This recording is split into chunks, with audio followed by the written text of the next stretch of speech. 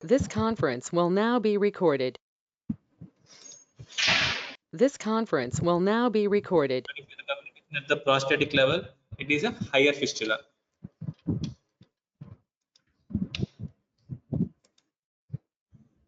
And rectobladder fistula, these are the higher. This is the high malformation. There is communication with the bladder, and the complaints are almost similar to a rectourethral fistula. And the problem is that, and the benefit, the problem is that these surgeries cannot be done via the perineum, and these need a transabdominal surgery. The prior conditions can be approached via the perineal, the surgically approached via the perineum, whereas rectobladder fistulas, they might need an abdominal surgery.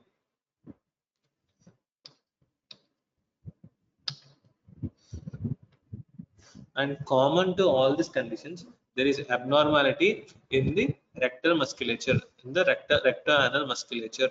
That is, they can have continence, incontinence, or constipation. And there is this imperforate anus fistula. This usually have a good prognosis. They just need a cutback anoplasty.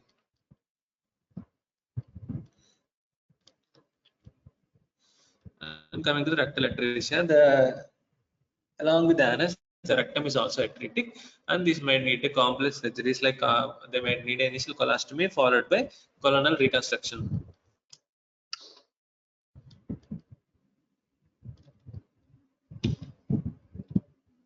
This is what is a rectal atresia. These might need a colonic displacement surgery.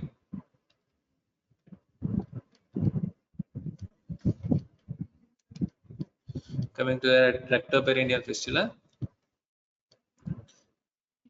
this is the better condition in females is that the urethra is shielded from the urethra is shielded from the rectum by virtue of a vagina and urethra in between the structures. That is why the incidence of a rectourethral or a recto bladder neck fistula are less compared to males because of the presence of vagina and uterus between the rectum and urethra.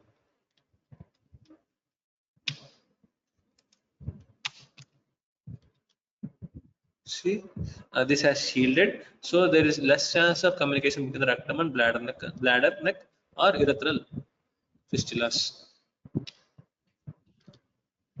Coming to the rectovestibular fistula, which I have told you, this is the most common type of fistula in females.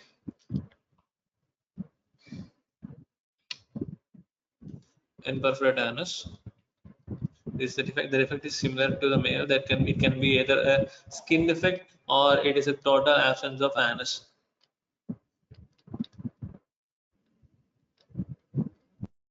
Rectal atresia.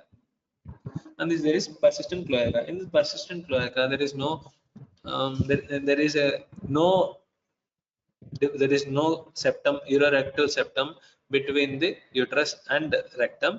The communication is common. So these conditions, so these patients might need a complex reconstruction. They need reconstruction of the genital canal as well as the anorectal canal.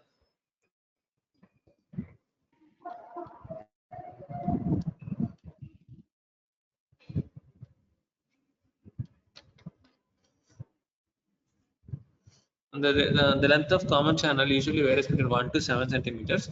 It is called a short when it is less than 3 centimeters and long when it is more than 3 centimeters. Coming to evaluation, these conditions can be identified in the prenatal period by virtue of ultrasound. The most common finding that you might find is the polyhydramnios if this is the case of if this is the case of rectal atresia or anal atresia.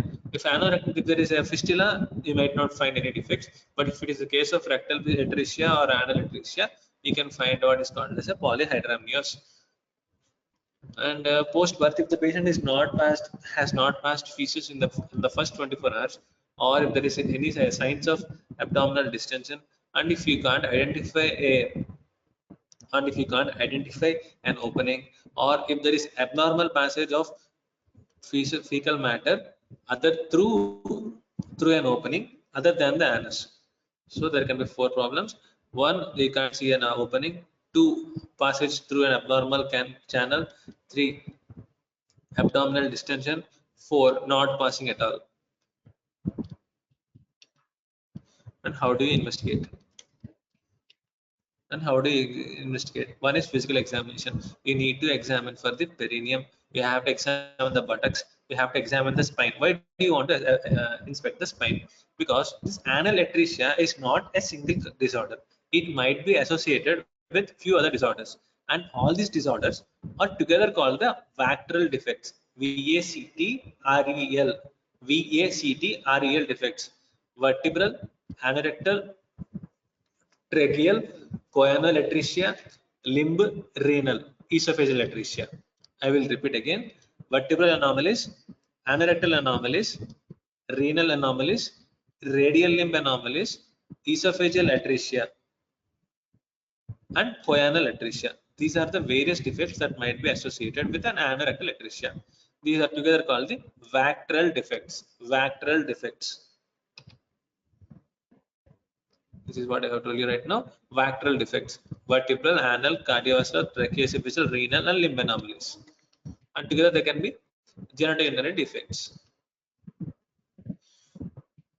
And the investigations that you must go through is the you need to get for any obstruction in a surgery, you need to go for an X-ray. Similarly, you need to go for an X-ray. And in this case, the X-ray is called a invertogram. Invertogram. Usually, in normal patients, we need the patient to stand or sleep. You need the patient to be in standing position or in a supine position. And in children, it is the child should be hung upside down. That is why it is called a invertogram. The child is held upside down. That is why it is called invertogram. And the image that you are seeing right now is a cross table X-ray, cross table lateral radiography. The patient is made to sit in a prone position, and X-ray is made to pass through the lateral part. The X-rays are exposed to the lateral part. That is why it is called a cross table X-ray. And you can go for an ultrasound of the abdomen, ultrasound of the spinal cord, renal ultrasound, voiding cystourethropy, right tube placement, echocardiography, CT and MRI. The other investigations are to assess for the other defects are in the VACTERL in the VACTERL group. And this is the invertogram. Invertogram. You can see the invertogram. And this opaque structure is a coin, is a radio opaque coin. Why do you need to use a radio opaque coin? This helps you to know whether the defect is at the high or low or at the intermediate level. Is the high or low or the intermediate level? And there is something called the line that you are seeing is the pubococcygeal line. Pubococcygeal line. If the defect, if air has passed beyond this pubococcygeal line, it is a low type. If it is between the pubococcygeal line and the eye line is which is that passes through the sacrum. Eye line passes through the sacrum. Pubococcygeal line joins the coccyx, upper part of coccyx and the pubis. And if it is between the PC line and eye point, it is the intermediate type. And if it is above the eye point, it is low type. If it is above the pubococcygeal line, it is the high type. You can see all these defects in here. This is a high type of defect. You cannot see a hair till here. This one is the coccygeal bone. This is the coccygeal bone. This is the sacral bone. It is almost above the pubococcygeal line. That is why this is a high defect. Here it is passed beyond the eye line. This is a low defect. This is a low defect. And here the air is just at the M line. M line. It is the This is the M line. This I line and M line nothing, but M line is at the sacrococcygeal joint. M is at the sacrococcygeal joint, whereas I is at the tip of the coccyx. I is at the tip of the coccyx. And if there is abnormal communications, you can see air in the bladder. You can see air in the bladder.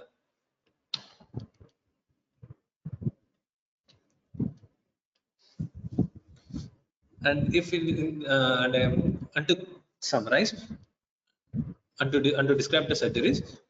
In a newborn male, within 20 to 24 hours, you have to do these investigations, followed by an X-ray. And if it is a perennial fistula, you go for an anoplasty. Anoplasty is nothing but you divide the fistula and reconstruct the sphincter mechanism.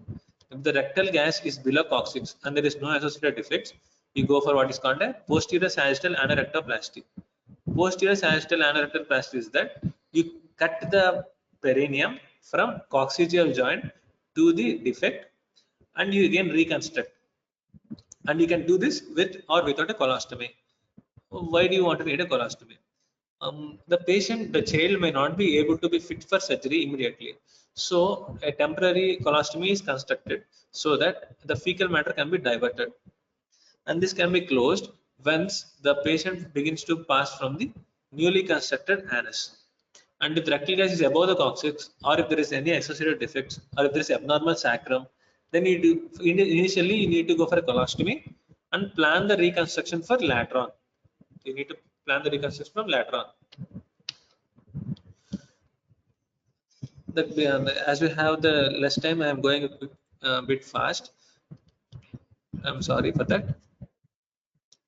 And in case of females, the investigations is similar, and the various surgeries that we do here are, if there is a single perineal orifice of the cloaca, as there is no outlet for the secretions of uterus and vagina to go out, the patient will have a hydrocolpos.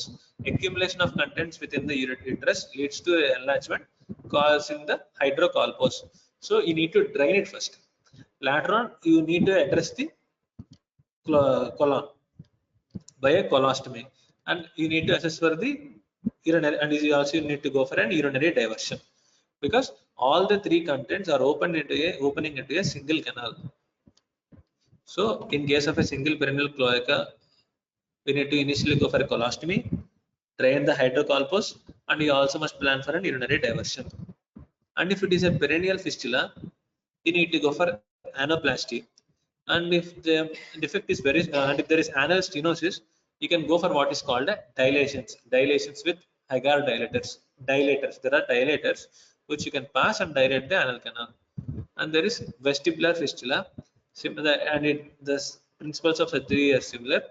You need to go for a with or without colostomy. You can go for a primary repair. And if there is no fistula and rectum is below the coccyx, you go for colostomy or primary repair. And if it is a high rectum, you go for a colostomy. You need not have any difficulty in remembering this.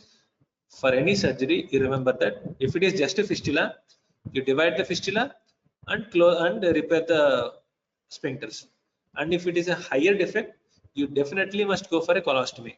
And if it is a low defect, you can either do a colostomy or not, and just need to repair the defects. అయిపోయింది 2 నిమిషాలు fast చెప్పేస్తాను.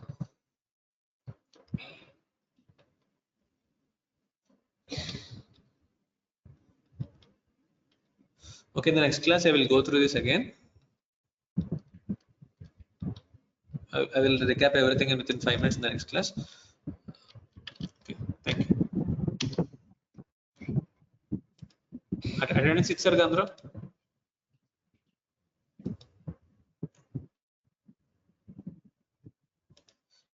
Attendance తీసుకుంటారు. Okay, thank you. Have a nice day.